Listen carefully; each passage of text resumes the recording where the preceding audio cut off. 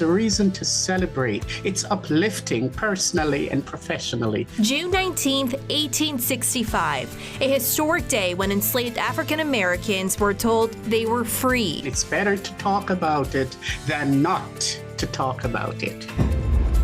158 years later, communities across the country and here at home celebrating the federal holiday. How one group is honoring the day by sailing. I remember just finding such peace on the water. Plus, it's one of the most popular attractions in Vermont. The tickets are good for 2 days. Don't try to do it all. There are 39 buildings at Shelburne Museum. In a couple of years, there'll be a 40th with the Perry Center. This morning, we're taking you to Shelburne Museum. For a first-time visitor, I always say take your time. There are plans for the summer where there's something for the entire family to enjoy. Here's NBC5 in depth.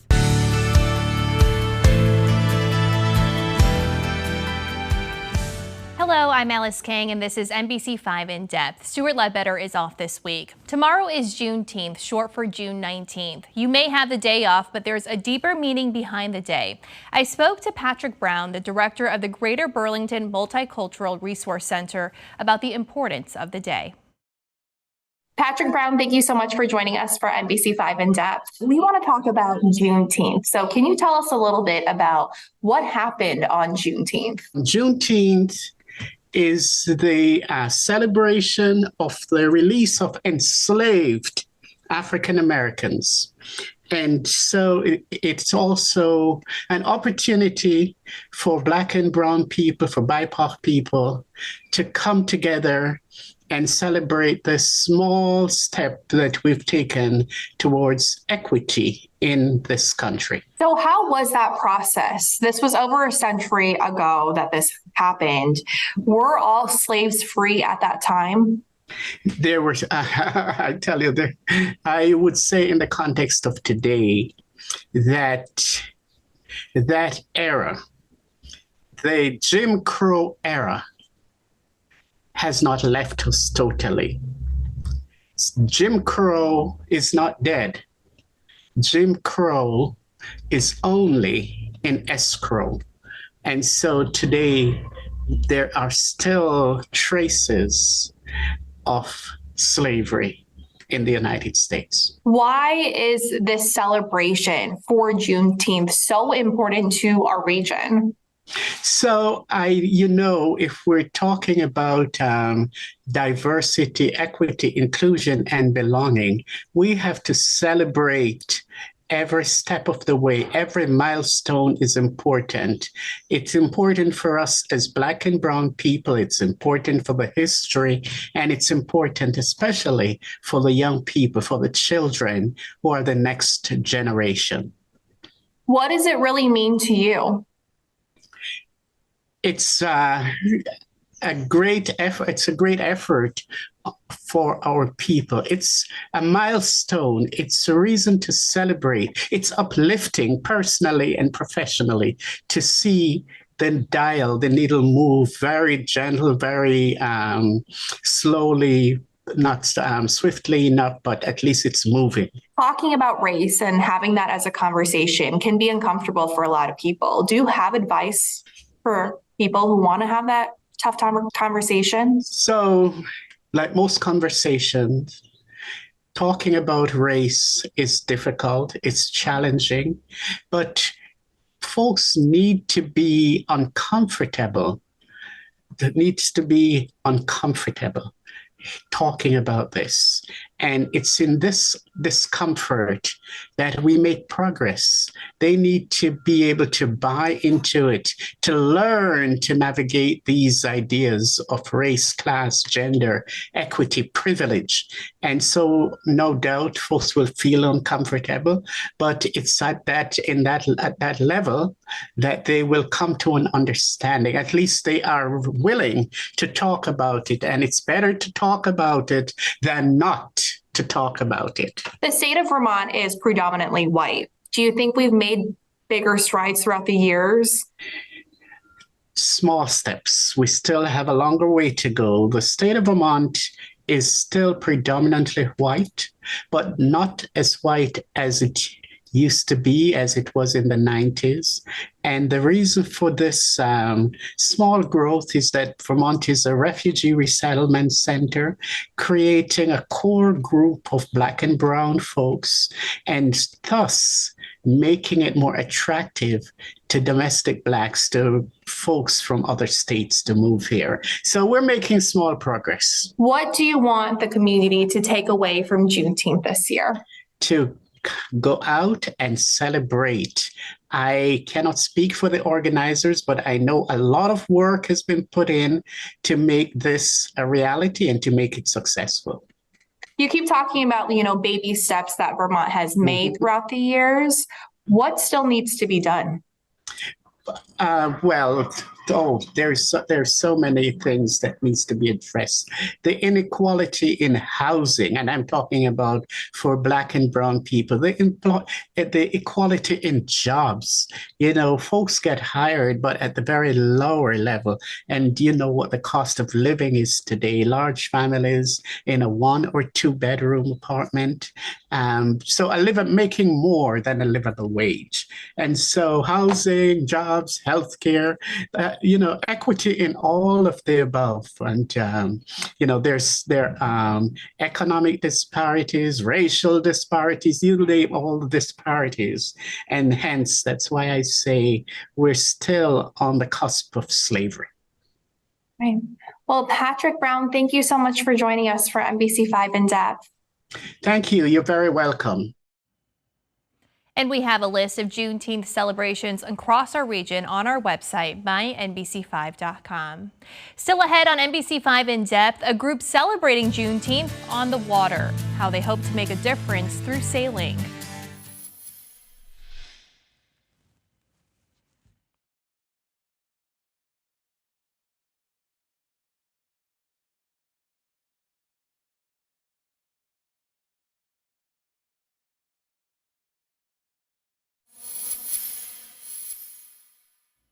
Juneteenth celebrations are underway across our region, and one local group, All Heart Inspirations, is honoring the day out on the water.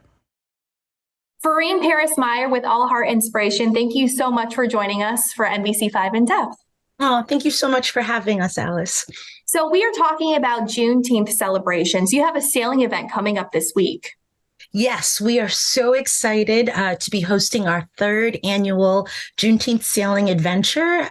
We collaborate with Whistling Man Schooner, and we have boats going out on Tuesday, Wednesday, and Thursday, gifting 60 Black Vermont residents a 2-hour sail infused with storytelling, connection, people, and lots of good vibes.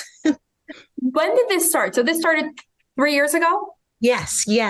I had the opportunity to do some storytelling sales with Whistling Man Schooner in 2020, and we kind of piloted some different theme sales. And so when Captain Diddy reached out with an interest to do work with All Heart again, it was around the time where there was updates in the community about Juneteenth being declared as a day, and that Burlington was going to be kicking off all these events. And so I wrapped my head around what is it that I could do with my storytelling relationship that I had with the sailing company and gift more people access to the joy and healing that I felt it brought me. So does this cost anything for anyone? So the adventure is free, and this is made possible due to amazing sponsors and crowdfunding efforts that happen with our community. It takes a village, and so I think sometimes people are like, what can my $10 do? But in this type of initiative, $10 here, $20 here. It brings us together to hit a goal of over $10,000. And we've done that successfully each year. And we are then able to gift people this 2-hour adventure because I deeply wanted something to feel just easy. And I just wanted folks to be able to just show up. That's literally all you have to do. The rest of it, we will take care of your mind, body, and spirit. Who is allowed to attend this event? This event is for any resident in Vermont that identifies within the Black diaspora. So African American, Afro Latinx, Black, I'm Caribbean. So if you are someone where being Black is salient to you, then you are invited to be a guest on this sail. Why was it so important to All Heart Inspiration to host an event like this specifically for Juneteenth? So when I first got introduced to Whistling Man Schooner, I was just participating as a guest myself. And it was the first time that I ever was invited to go sailing. And for me, if you remember 2020, everything is going mental health. There's so much stuff. And I remember just finding such peace on the water. I remember reflecting on, wow, like, how have I not done this yet? And I've lived in Vermont now for 8+ years at the time. And so there was a guest on the boat who was dear friends with the captain and the owner of Whistling Man Schooner. Shout out to Sean. And he heard me and my partner talking about, wow, this boat would be such an amazing stage to do storytelling. You have the mountain ranges, the sun. All we just need is people. And so I tried to do some different initiatives, and one of them was specifically for Black women. And I saw how amazing of a time that they were gifted on the water. And so with Juneteenth being honored and recognized, I think it's so important for all of us in our different ways to figure out, how can I do my part? Even me as a Black person, how can I do my part? And so I'm a storyteller. I had connections with the sailing company, and I was like, let's get our community out on the water. And I'm really thankful of their tremendous support year after year, helping me to manifest this.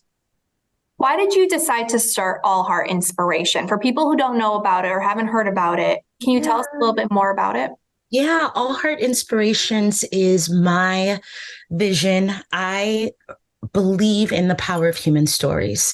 For those who might know me in the community, I really try my best to get engaged, provide offerings that feel like we can be authentic, we can show up. And so I started teaching a storytelling class at the Flynn Theater, actually, in 2019. And teaching that class, being an artist in residency there, let me realize that my next purpose in this lifetime is to use storytelling as the conduit to help keep bringing people together and healing. And so I wrapped my head around what that could look like. And of course, there's no places you can apply, let me go be a storyteller.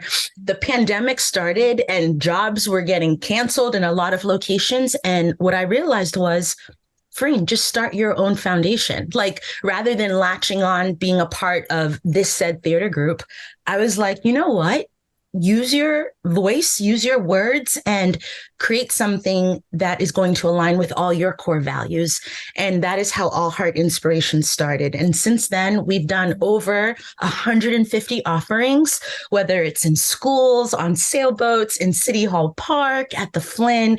And storytelling is the thread that weaves through all our offerings that helps bring our community together to have a heartfelt moment. What does Juneteenth mean to you, and what was it like when it actually was recognized as a federal holiday? Juneteenth for me, I think when I think about a lot of things that have not been shared with me until later on in my life, I'm in my 40s. And so I think about things like Juneteenth, Loving Day. There's all these massive historical things that, unfortunately, we didn't learn that history in our schools. And so when I found out about this particular day that was finally celebrating when we were actually all collectively free as this Black collective in the country, it just really empowered me to find my voice, because too often our Black narrative is literally getting erased in the things that we want to be out there. And then the things that get centered are not always the narratives or stories that are even true, or that we focus on way too much. And so this idea of freedom and liberation, that feels good to me, and so I was just so excited that now it's not just something that is me or my Black community. It's been really beautiful to see different parts of our community, different cities popping up. I'm performing on Sunday in Winooski, doing some storytelling, and we need this. We need to continue claiming the stories that get untold or get reframed and being truth tellers. And that is what Juneteenth is about, and ensuring that people can witness and see us and the stories that have deeply impacted our Black collective.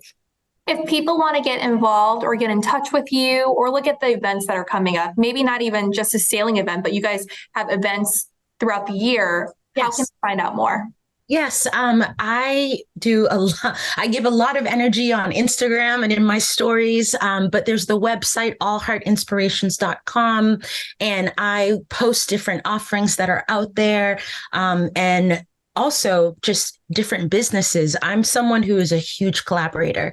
So a lot of my offerings is me taking my gifts and meshing it with other gifts. So doing a slow food meal at August 1st, working with Zero Gravity to do a beer tasting sailing on the water.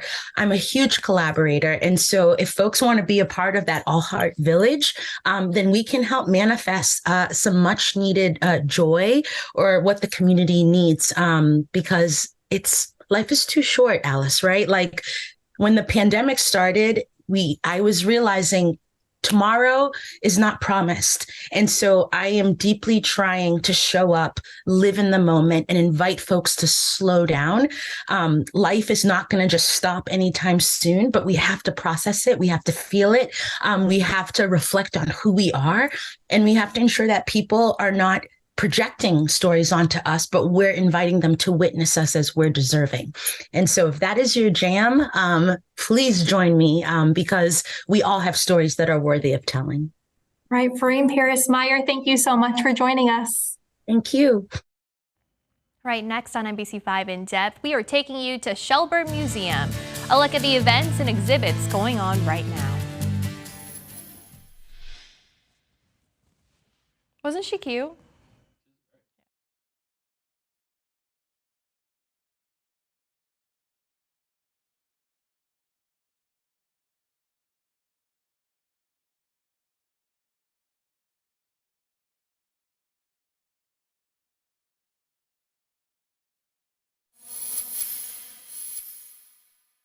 Welcome back. It's hard to miss the Shelburne Museum off of Shelburne Road. It features American history, art, and design. TripAdvisor ranking the museum one of the top attractions that is a must visit. Last year, Antiques Roadshow, the popular PBS Antiques Appraisal Show, filmed 3 episodes at the museum that brought out thousands of people. Museum officials believe more people are visiting this year because it was featured on the show. On opening weekend this year, they saw double the amount of people than the year before. And you can watch the Shelburne Museum episodes on pbs.org by searching Antiques Roadshow Season 27. You do have to make a donation to Vermont Public to watch online. Now, there are so many events and exhibits going on right now at the museum, including a new construction on a new center highlighting Indigenous art. This morning, we're taking you there. Tom Denenberg, you're the director of Shelburne Museum. Thanks so much for joining us today. Alice, thank you for coming out. We have a lot of exhibits happening over the summer here at Shelburne Museum. Let's start with the objects of play. What can people expect? This is a wonderful project, and Karen Hewitt, who lives in Burlington, is a very famous toy designer and someone who's been very important to how we think through the idea of open play, providing objects, toys for children to use their imaginations and really kind of flex both sides of the brain at a young age. And so she partnered with a Rhode Island School of Design professor named Cass Holman and came up with this wonderful exhibition downstairs, Objects of Play. So there's a historical aspect to it of some toys from the 19th century, and then there's all this wonderful hands-on material that, as I keep saying, children of all ages can engage with. Why is it so important to have this opportunity for kids to have here? Creativity is so important. I think that's really the highest and best use of Shelburne Museum, is engendering creativity and helping children really express themselves. And so this project is just key to that. We spend a lot of times kind of thinking within the box in our adult lives, and it's very important at a young age to really imagine and use play as a way of sort of pushing the envelope and figuring out what we can do, what we can think about, and who we can be. And the hands-on part of it, what can kids expect? What can kids play with? There are a number of stations downstairs, so you'll see they're immersive, they're quite large. I've noticed it's not just kids. I've seen a lot of parents and grandparents down there creating these wonderful constructions out of Karen and Cass's designs. Okay, awesome. All right, next exhibit, let's talk about the Stephen Hunick exhibit. That's a popular one around Vermont. It's tremendously popular. Stephen Hunick was a beloved artist in our community in Vermont, and for anyone who's been up to Dog Mountain in St. Johnsbury, which was something he created, you know that it's just this very poignant memorial to all the dogs that have been in our lives and may be gone now. So this was a series of prints that his estate gave to Shelburne Museum, and then we went and borrowed some paintings and furniture and sculpture and did this wonderful exhibition that looks at the kind of multimedia, multivalent career of Stephen Hunick. If people are not familiar with his work is pretty unique. Stephen Hunick's work is absolutely unique, and there's always this wonderful sort of humorous quality. Anyone who's had a dog in their lives know that funny things happen, and what he does is he anthropomorphizes and kind of puts these human emotions and thoughts and agencies into our canine companions.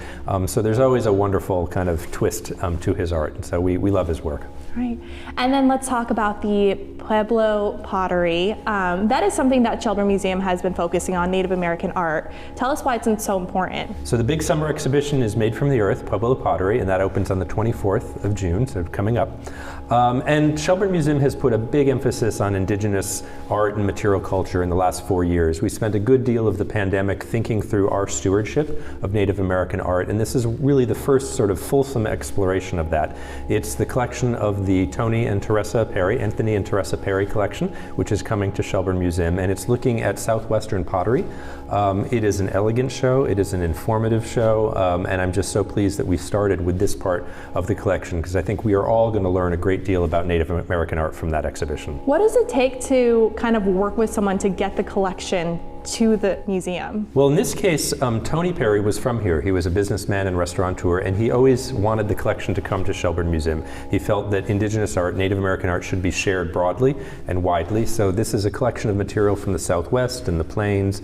Shelburne Museum already had an important collection of baskets from the Pacific Northwest. So putting it all together and telling a story of really the first people who lived on this continent, I think is just critically important for this institution. And there is some exciting stuff happening as far as a new building, the Perry Center. Tell us a little bit about that. Sure, the Perry Center for Native American Art. The very first drawing for Shelburne Museum from 1947 actually in one corner had a plan for a Native American gallery. It was called an Indian Village in those days, and of course we've updated our language since then. So the idea that being a steward of Native American material and interpreting Native American material, it's basically hardwired into our DNA at Shelburne Museum. Our founder, Electra Havemeyer Webb, collected Native American art. So we sometimes joke internally that a 75-year process is pretty good planning at Shelburne Museum, and so we're pleased that we're going to be breaking ground in about a year, and we'll be walking into that building pretty soon thereafter. And it'll be a building that is specifically designed for the needs of Native American art, which can be a little different from some of the things we're used to: French painting, American painting, wheeled vehicles, folk art, fine art. So we're very pleased that we have this opportunity to create what is one of the very few buildings of that type, certainly in New England, if not in the United States.